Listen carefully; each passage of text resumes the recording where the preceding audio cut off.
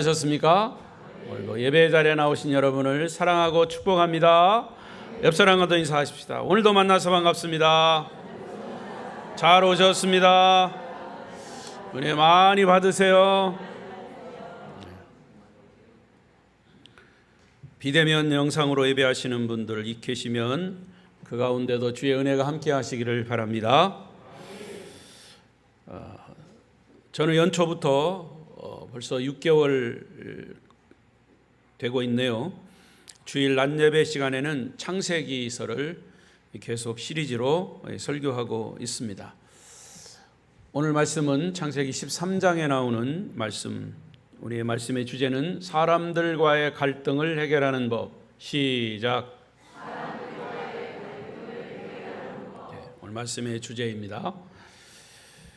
오늘도 우리 아름다운 교회 성도들이 교회 공동체로 예배하기 위해서 이 자리에 모였습니다. 하나님께서 우리를 창조하시고 공동체를 두 개의 공동체를 만들었습니다. 하나는 가정 공동체고 또 하나는 교회 공동체입니다. 가정도 가족이고 교회도 가족입니다. 가정이 육의 혈육의 관계의 가족이라면 교회는 영적인 공동체, 영적인 가족입니다. 그런데 인간이 모여 있는 공동체는 언제 어디서나 그게 가족이 됐든 교회가 됐든 불완전한 인간이 모였기 때문에 항상 나타나는 결과도 불완전한 현상으로 나타납니다. 그런 현상은 왜 나타나느냐? 우리 인간 속에 내재되고 있는 죄성입니다. 죄.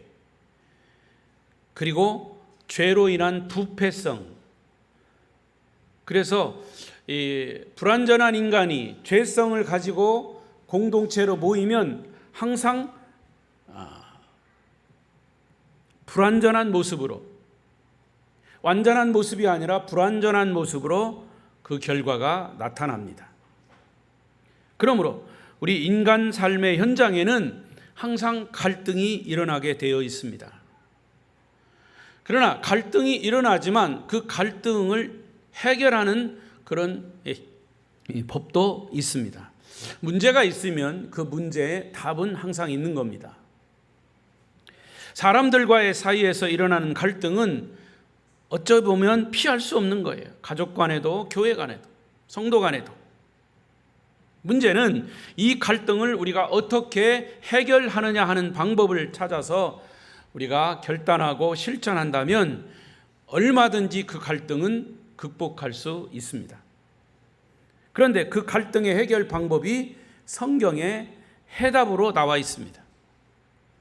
여러분, 성경 속에는 우리 인간이 살아가는 모든 문제에 해답이 들어 있습니다. 딱 한 문장으로 말하면 우리 인생의 문제의 해답은 예수 그리스도다. 시작.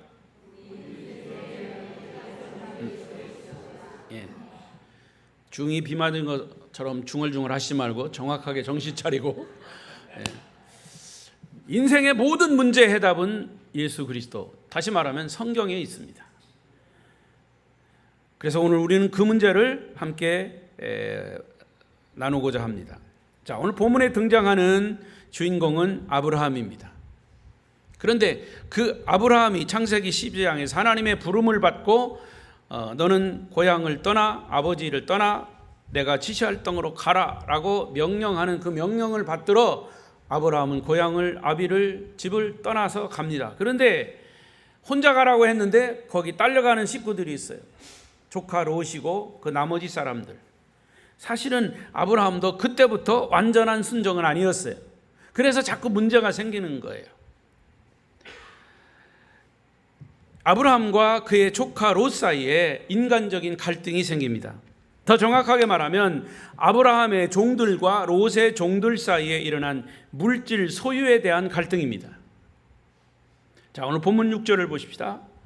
6절 시작. 그 땅이 그들이 동거하기에 넉넉하지 못하였으니 이는 그들의 소유가 많아서 동거할 수 없음이었다. 자, 원인이 나와 있습니다. 갈등의 원인이 여기 나와 있어요.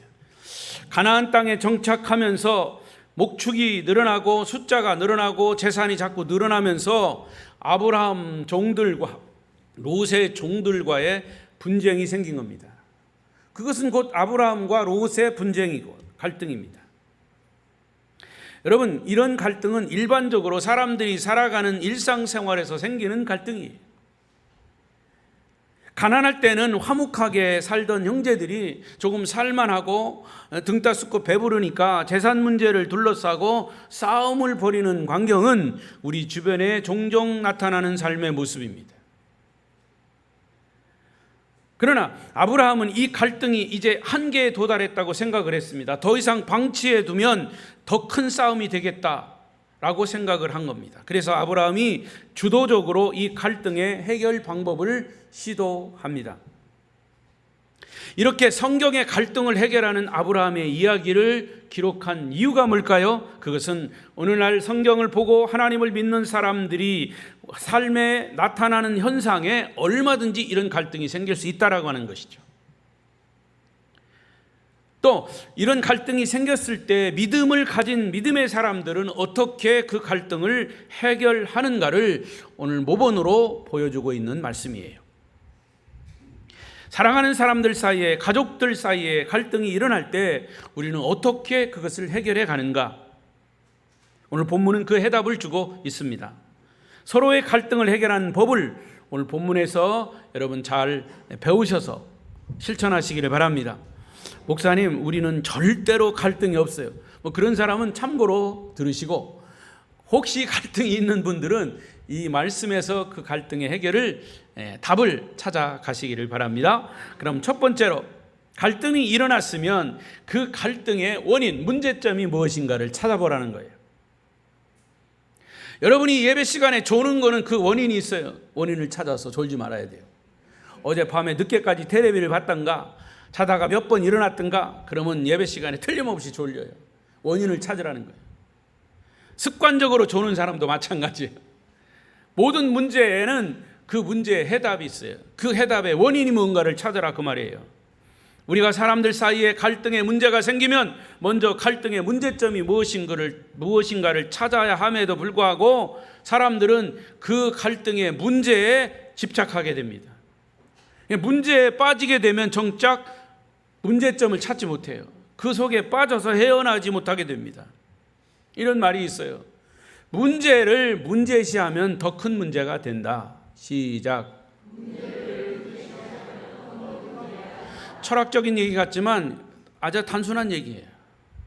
문제를 계속 문제시하면 더 큰 문제로 번지게 돼요. 어떤 문제나 갈등이 생기면 우선 그 갈등에서 벗어나서 갈등 밖에서 그 문제 전체의 그림을 볼 수 있어야 합니다.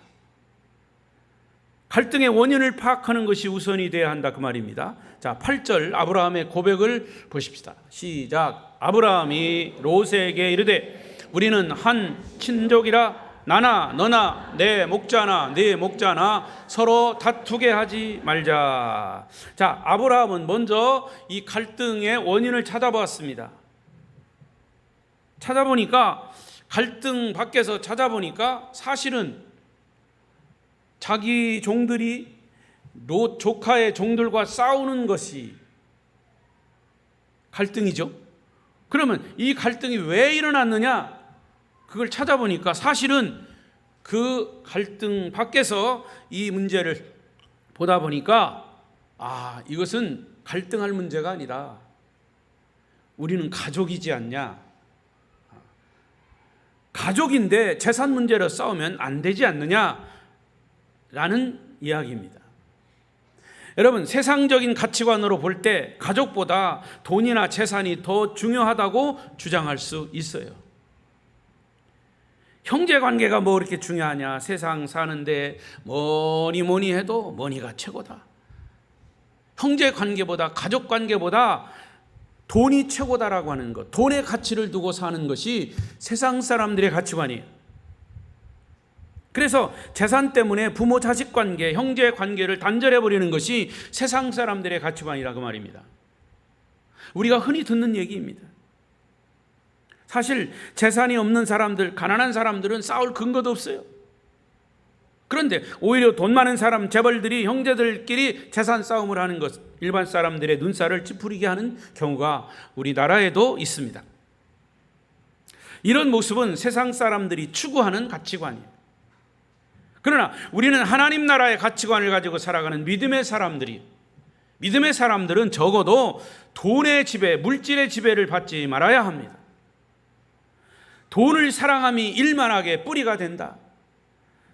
그보다 더 중요한 가치를 붙잡아야 된다, 그 말입니다. 물질의 소유보다 인간관계, 가족관계가 더 중요한 가치관으로 자리 잡아야 한다는 말이죠. 이런 가족관계만 깨트리지 말자. 우리는 가족관계만큼은 깨트리지 말자. 물질 때문에, 소유한 것 때문에 종들은 싸워도 우리는 조카야, 아브라함, 조카야, 너하고는 우리는 가족관계다.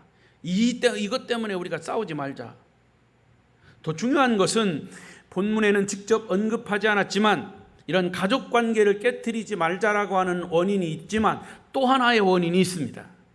아브라함의 행동에, 아브라함의 말에 암시하고 있는 또 다른 의미가 들어있어요. 7절입니다. 시작. 그러므로 아브라함의 가축의 목자와 롯의 가축의 목자가 서로 다투고 또 가나안 사람과 브리스 사람과 그 땅에 거주하였는지라. 자, 아브라함의 가축의 목자와 롯의 가축의 목자가 서로 다투고 있었다는 거죠. 그런데 여기 또 하나의 뒷부분에 보면 가나안 사람과 브리스 사람도 그 땅에 거주했다. 저는 이 말씀을 묵상하면서 왜 이 부분을 기록했을까? 하나님 깨달음을 주셨어요. 왜 이방인들이 여기에 이미 살고 있었다고 여기에 굳이 기록하지 않아도 되는데 왜 이 말씀을 기록했을까? 이것은 하나님을 믿는 사람들끼리 다투고 있는 그 자리에 가나안 사람, 브리스 사람, 이방인이 같이 있었다는 거예요. 이 말은 믿지 않는 사람들이 믿는 사람들끼리 다투고 있는 것을 지금 보고 있다는 겁니다. 아브라함이 사건을 주도적으로 해결하는 열쇠를 제공하는 부분이에요. 여러분, 예수 믿는 사람들이 다투고 갈등할 때 믿지 않는 불신자들은 우리를 지켜보고 있다고 하는 것을 한 번이라도 생각했으면 좋겠어요.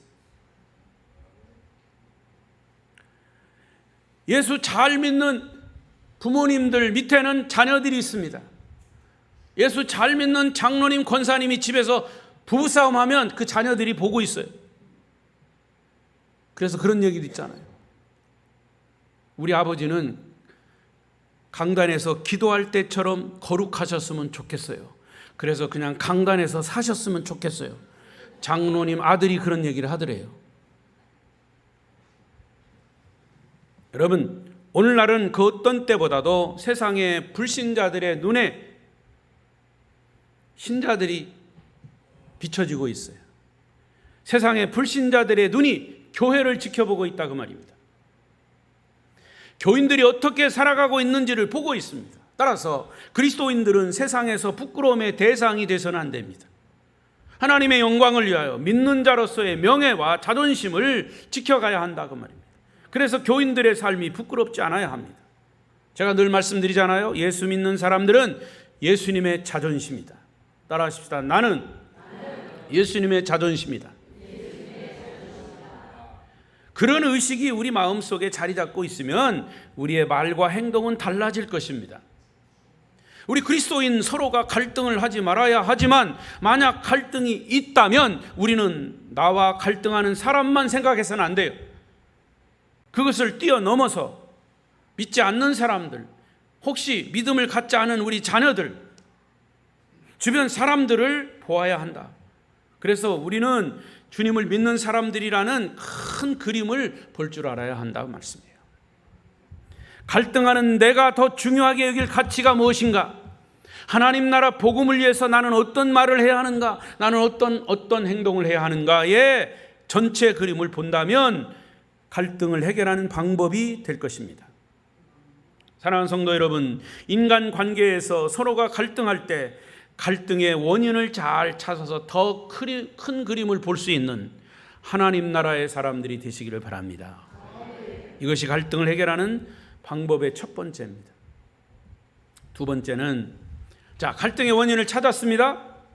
그 다음에는 그 갈등의 대안이 무엇인가를 찾으라, 그 말입니다. 그런데 현실적인 대안이 있으면 비현실적인 대안도 있어요. 그래서 현실적인 대안의 반대는 비현실적인 대안이다. 문제 해결에 도움이 안 되는 비생산적인 노력들, 이게 비현실적인 대안이에요. 대안이 나오긴 나왔는데 현실적이지 못해.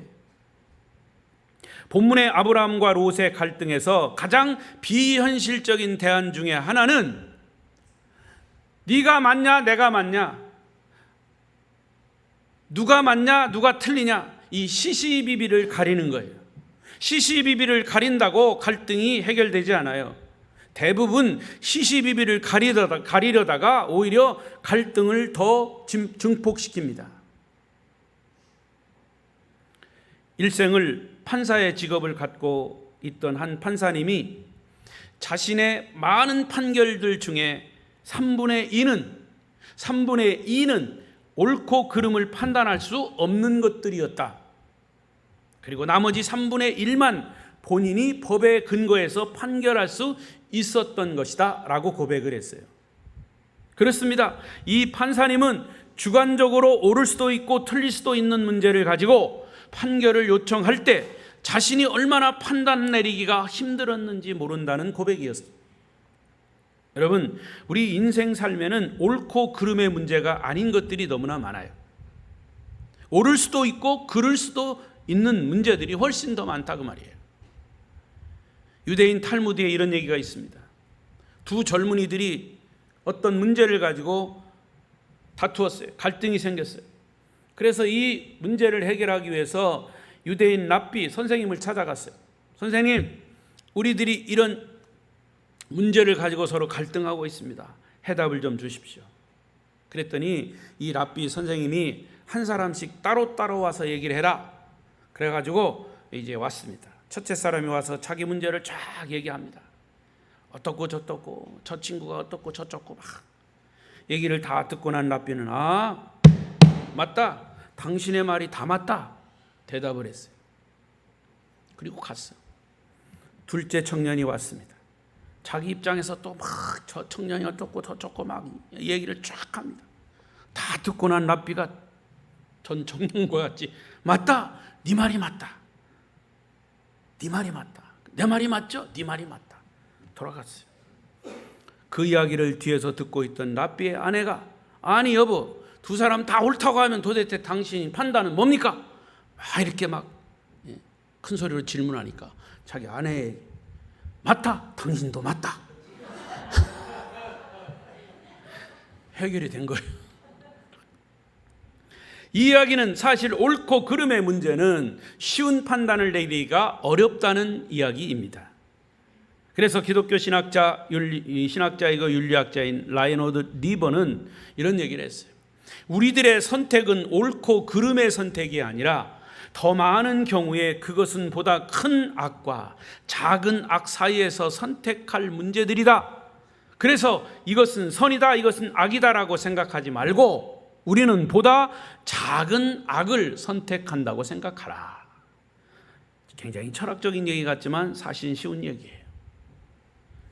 본문의 아브라함의 경우도 아브라함과 롯이 옳고 그름이 가려지지도 않은 문제를 가지고 서로 갈등하는 것은 도움이 되지 않는 일이었어요. 그런 싸움을 미리 방지한다고 아예 관계를 끊어버리는 것 또한 죄악이죠. 그래서 니버의 주장대로라면 둘 중에 어느 것을 선택하느냐라고 했을 때 둘 다 악이지만 이거보다 작은 악을 선택하는 것이라 라는 얘기예요. 그래서 아브라함이 생각한 것이 계속 갈등을 지속하면서 싸우는 것보다 서로 너하고 나하고 헤어지자는 것이에요. 이것이 갈등을 해결하는 대안이었습니다. 삼촌과 조카의 이별이 갈등의 대안이었습니다. 그런데 대안이라고 해서 그들의 관계, 혈육 관계가 완전히 끊어진 것이 아니에요. 그들의 헤어짐은 완전한 결별이 아니고 잠시 동안에 이 갈등을 해결하기 위한 해결책이었어요. 자, 8절 9절을 보십시다. 시작. 아브라함이 롯에게 이르되 우리는 한 친족이라 너나 나나 너나 내 목자나 네 목자나 서로 다투게 하지 말자. 그 다음 9절. 내 앞에 온 땅이 있지 아니하냐. 나를 떠나 네가 좌하면 나는 우하고 네가 우하면 나는 좌하리라. 자, 이 문맥을 잘 보면 이것은 완전한 단절이 아니라라고 하는 것을 여기서 볼 수 있어요. 좀 더 생산적인 관계를 회복하기 위한 해결 방법이었단 말이죠. 그리고 지금의 이 헤어짐이 완전한 결별이 아니라고 하는 증거가 바로 뒤에 창세기 14장에 나와요. 소돔과 고모라의 이웃나라 연합군에 의해서 소돔과 고모라에 있는 모든 재산 이런 것이 털렸어요. 그리고 롯 조카가 전쟁 포로가 되어 붙잡아갔어요. 그 소식을 들은 아브라함이, 사실은 아브라함을 떠난 롯은 더 좋은 땅 소돔과 고모라 땅을 소유했었습니다. 그런데 좋은 땅을 챙겨간 조카 롯이 전쟁 포로가 되었다는 소식을 들었을 때 야, 이놈 잘됐다, 욕심 차리더니 이렇게 생각하지 않고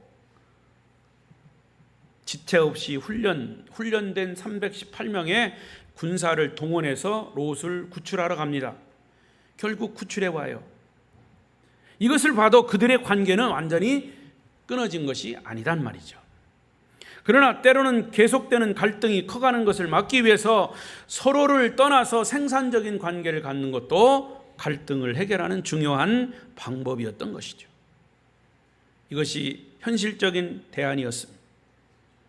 우리나라도 다는 아니겠지만 심각한 가족의 갈등의 문제가 여러분 여러 가지가 있겠지만 고부간의 갈등이죠. 아직도 그것은 계속되고 있습니다.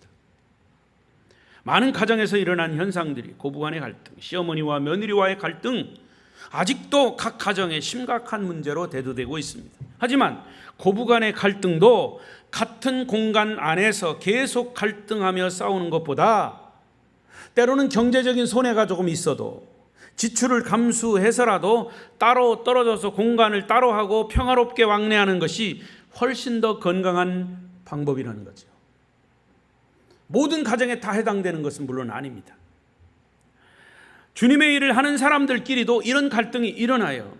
대표적인 예가 사도행전에 보면 바나바와 바울이 그런 갈등을 겪습니다. 같은 선교회 팀이었어요. 그런데 갈등이 일어납니다. 누구 때문에? 마가 요한 때문에 갈등이 일어나요. 마가 요한이라는 청년이 전도 여행 중에 말없이 무단 이탈을 해버렸어요. 그때 평소에 아주 단호하고 엄격한 바울은 이런 성실하지 못한 마가는 나 함께 하지 못하겠다, 단호하게 얘기합니다. 그때 바나바는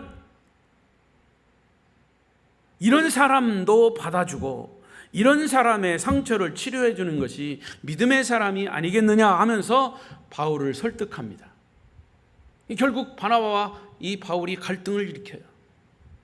결국 바울과 바나바가 갈등을 겪게 되는데, 자, 여러분이 볼 때 바울이 옳습니까? 바나바가 옳습니까? 1번 바울이 옳다, 2번 바나바가 옳다, 3번 에라 모르겠다. 답은 이렇습니다. 여러분이 선택할 때 나 자신이 바울적인 생각을 가진 사람은 바울이 옳다고 할 것이고, 바나바적인 생각을 가진 사람은 바나바가 옳다고 할 것이고, 이것도 저것도 생각하기 골치 아프다라고 하는 사람은 에라 모르겠다 3번을 선택할 것입니다. 그러나 이것은 옳고 그름의 문제가 아닙니다. 방법의 차이고 생각의 차이입니다. 이것을 옳고 그름으로 답을 내려고 하면 결국 더 큰 갈등이 일어난다는 거지요. 그런데 항상 자기는 옳고 다른 사람은 틀린다는 전제에서 인간관계를 해가는 사람들이 있어요. 이것 또한 문제인 것이죠. 심리학자 해리슨이라고 하는 사람은 이런 얘기를 했습니다. 건강한 사람은 어떻게 얘기하냐? 나도 오를 수 있고 당신도 오를 수 있다. 나도 틀릴 수 있고 당신도 틀릴 수 있다. 건강한 사람. 그런데 나는 옳은데 당신은 틀렸다라고 하는 사람은 건강하지 못한 사람입니다. 항상 자기가 정의의 기준이라고 생각하는 사람, 항상 정의감을 가지고 다른 사람을 공격하고 비판하고 파괴적인 사람 있습니다. 정신과 의사들은 이런 사람들을 환자로 본다고 합니다. 이런 정신적인 질병은 치료하지 않으면 자신도 불행해지고 공동체를 불행하게 만든 사람이라는 겁니다. 여러분, 어떤 일을 하다 보면 실수할 수 있고 틀릴 수 있어요. 그러면 틀렸다라고 하는 것을 인정해야죠. 실수했다는 것을 인정해야죠. 나도 잘못할 수 있고 다른 사람도 잘못할 수 있습니다. 그렇기 때문에 우리는 보다 건강한 대안을 찾아서 갈등을 줄여가야 한다. 나는 정의요 당신은 불의요 라고 소리치는 사람이 아니라 함께 더 좋은 대안을 찾는 것이 인생을 지혜롭고 행복하게 사는 방법인 줄로 믿습니다. 오늘 아브라함을 통해서 주시는 교훈대로 하나님이 여러분들에게 지혜를 주셔서 갈등 많은 삶의 현장에서, 그게 가정이 됐든 교회 공동체가 됐든 여러분 사회 공동체가 됐든, 좀 더 화목할 수 있는 대안을 찾아서 실천하는 그리스도인들이 되시기를 바랍니다. 마지막 세 번째로, 갈등의 원인을 찾았습니다. 갈등의 대안을 모색했습니다. 그런데 중요한 것은 그 갈등의 대안이 어디서 찾아야 되느냐? 성경에서 찾으라는 거예요. 세 번째 읽어보십시다. 시작. 갈등을 해결하는 방법을 말씀에서 찾으라는 겁니다. 말씀에서. 그래서 성경 말씀을 우리가 또 다른 표현으로 뭐라고 합니까? 캐논이라고 합니다. 캐논이 뭐냐? 기준이라는 거예요. 기준. 하나님의 말씀은 우리의 삶의 기준입니다. 또 말씀드리지만 예수 그리스도는 이 온 세계의 기준입니다. 그래서 지금이 몇 년도입니까? AD 2024년, 서기 2024년. AD라고 하는 것은 약자죠. 에노 도미니라고 하는 원래의 뜻은 예수 그리스도의 시대라는 뜻이에요. 지금 저와 여러분은 예수 그리스도의 시대에 살고 있어요. 그러면 이 서기 전에는 뭐였습니까? 서기 전에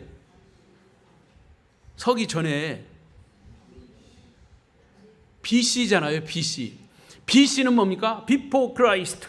예수 그리스도가 태어나기 전. 자, 생각해 보세요. 예수님이 이 온 윤리의 중심에 있습니다. 예수님이 중심이고 예수님이 태어나기 전을 기원전, 예수님의 태어나기 전 BC, Before Christ. 예수님의 시대 AD, 에노 도미니. 그러니까 예수님이 태어난 2024년도를 우리가 살고 있다. 불교에서도, 유교에서도, 모슬람에서도 모든 세계의 우주 사람들이, 이 세상 지구의 사람들이 어쨌거나 서기를 쓰고 있다는 것은 예수님이 우리의 삶의 중심이다라는 것을 본질적으로 얘기해 주는 겁니다. 그렇다면 이것을 조금 더 들어가서 인생의 모든 문제의 해답은 중심이, 기준이 예수 그리스도시다. 할렐루야. 이제 갈등의 대안만으로 만족하지 않고 어느 한순간 결단을 내려서 실천해야 합니다. 그러나 어떻게 결단하느냐라는 믿음의 선택, 이것이 중요합니다. 그 믿음의 선택의 근거가 뭐냐? 그게 바로 성경이어야 한다. 자, 아브라함은 믿음의 선택을 하고 롯은 믿음의 선택을 하지 않았습니다. 13장 10절 11절 시작.